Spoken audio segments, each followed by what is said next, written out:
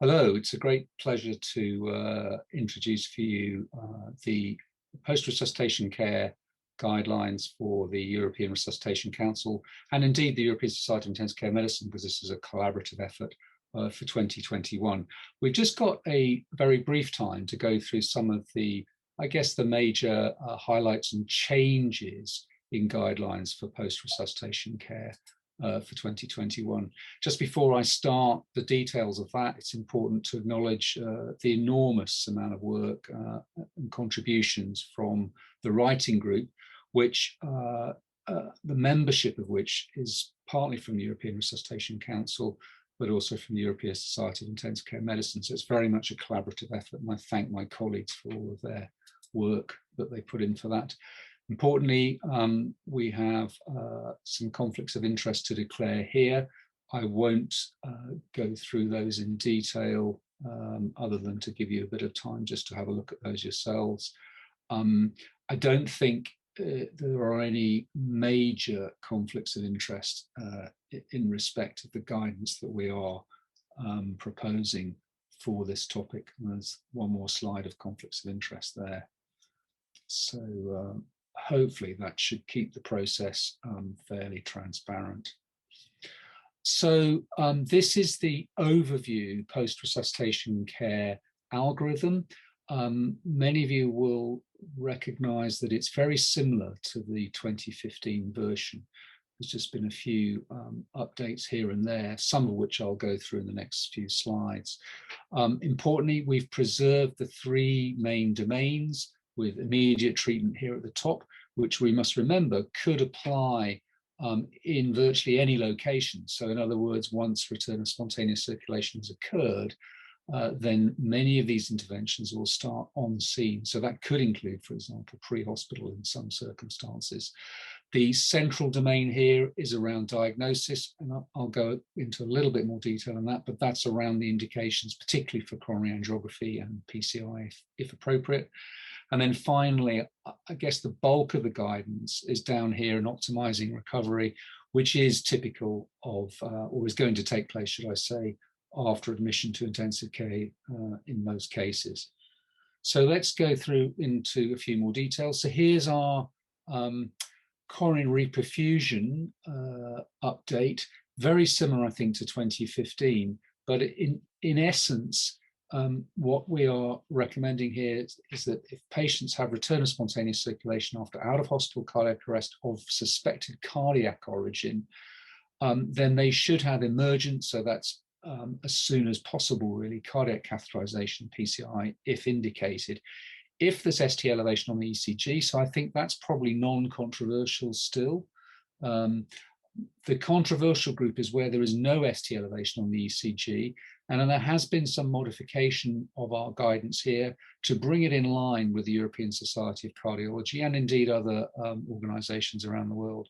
And that is that we should consider emergent coronary catheterization in the absence of ST elevation if there is a high probability of acute coronary occlusion.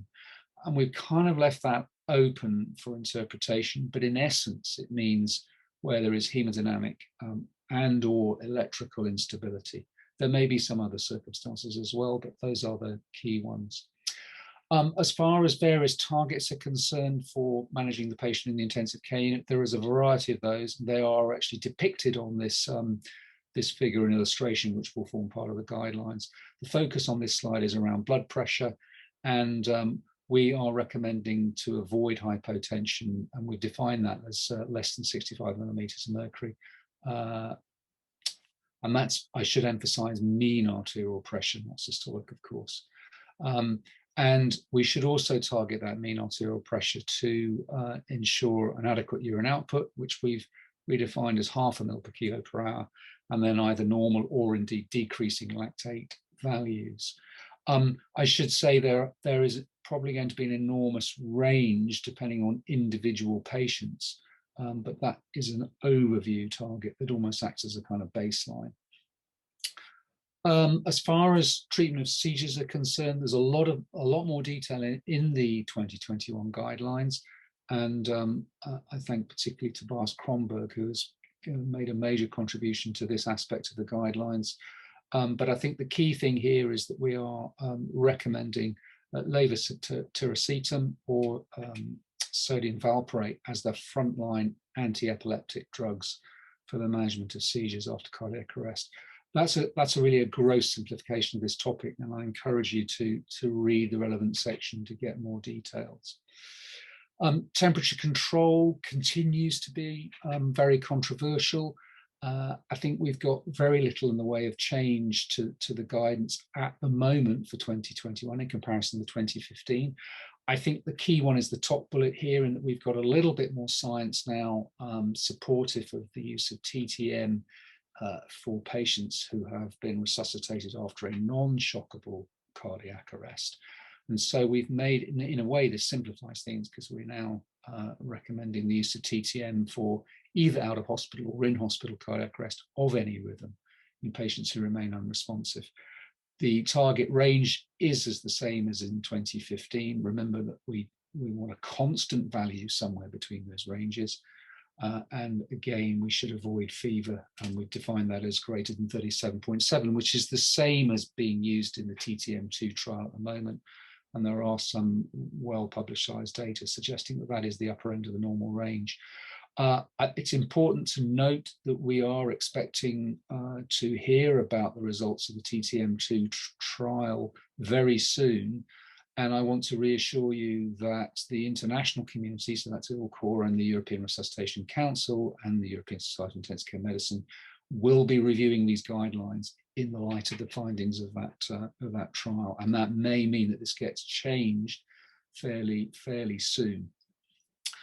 As far as general management in intensive care is concerned, I have to say that most of these recommendations are really derived from the general intensive care medicine of patients that are not post-cardiac arrest. So in other words, in other general intensive care patients. We recommend the use of short-acting sedatives and opioids. That is to enable perhaps an earlier, more reliable assessment for prognostication. We are recommending the use of stress ulcer prophylaxis, just in keeping with other critically ill patients. And indeed, the same applies for deep vein thrombosis prophylaxis. We've, I guess, defined the blood glucose target to be consistent now with international recommendations for critically ill patients in general. So if anything, that's a slightly tighter guidance. And then we've defined hypoglycemia, which of course we wish to avoid, as you can see on the slide. We suggest that starting enteral feeding at fairly low rates or trophic rates during TTM, certainly if it's TTM at 33, and then increasing those after rewarming. I should add that if a target of 36 is being used, it is completely reasonable to start enteral feeding fairly early on before TTM is finished. And we strongly suggest not to use prophylactic antibiotics routinely. Of course, that still enables their use in selected cases, and in many systems, I think it's common practice, if there's gross aspiration, for example, to start prophylactic antibiotics. Probably the section with the biggest change is around prognostication. And you can see on the right side of this slide the new prognostication algorithm.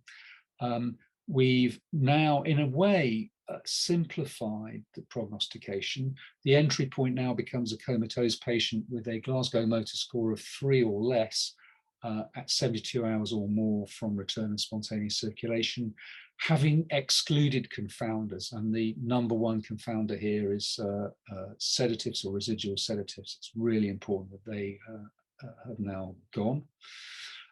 And this is prognostication for a poor outcome. And essentially we're saying any 2 of those items listed in that bullet list there. I won't read those all out. You can read those for yourselves. But highlights within that list would be, for the first time, we've actually defined a threshold for neurone-specific NLAs of greater than 60 micrograms per liter at 48 and or 72 hours. Again, just to emphasize that we are not only looking for the presence of 2 or more of these indicators, but it's really important that nearly all of these are all sort of pointing in the right direction. Is probably the best way to describe it. So if, for example, we have 1 or 2 of these, that strongly suggest the potential for a good outcome, then that is a case where we would urge extreme caution in prognostication, particularly if this is going to lead to withdrawal of life-sustaining treatment. And so if these do not all kind of head in the right direction, you really need to think very carefully, perhaps give more time, wait, and reassess the situation before coming to the conclusion that the prognosis for that particular patient is poor. Rehabilitation has got much more input this time for the 2021 guidelines. And you can see a number of recommendations in this slide. So the important thing is that patients are assessed before discharge to see if they require rehabilitation afterwards. And then the recommendation is to follow these patients up, and certainly within 3 months or so, screen for all of these things, cognitive problems, emotional problems, and then provide support for families as required. And finally, we've put that together in the form of this algorithm, as you can see here. I won't go into any more detail. In fact, you can read that for yourselves in the guidelines. And with that, my final slide, I thank you for your attention. I very much hope that you find these guidelines of value. Strongly encourage you to read the entire manuscript, because this particular topic, post-resuscitation care, is arguably, I think, one of the most complex of all the ERC guidelines. Thank you for your attention.